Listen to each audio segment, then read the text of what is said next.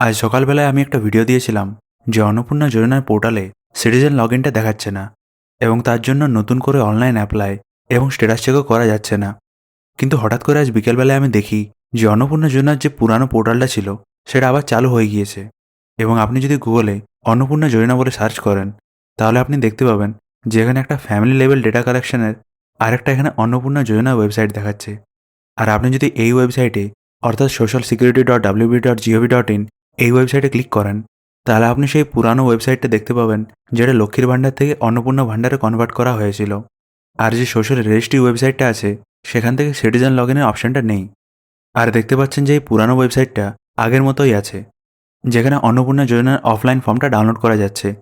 কিন্তু যদি আপনি এখানে ট্র্যাক অ্যাপ্লিকেশন স্ট্যাটাসে ক্লিক করেন তাহলে দেখতে পাবেন যে এই অপশানটা এখন কাজ করছে না। এবং অনেকেই মনে করছেন যে ভবিষ্যতে এই ওয়েবসাইট থেকেই লক্ষ্মীর ভাণ্ডারের মতো অন্নপূর্ণা যোজনারও স্ট্যাটাস চেক করা যাবে। আর আমারও কিন্তু ওটাই মনে হচ্ছে। এই বিষয়ে আপনার কি মনে হয় আপনি কমেন্টসে অবশ্যই জানান।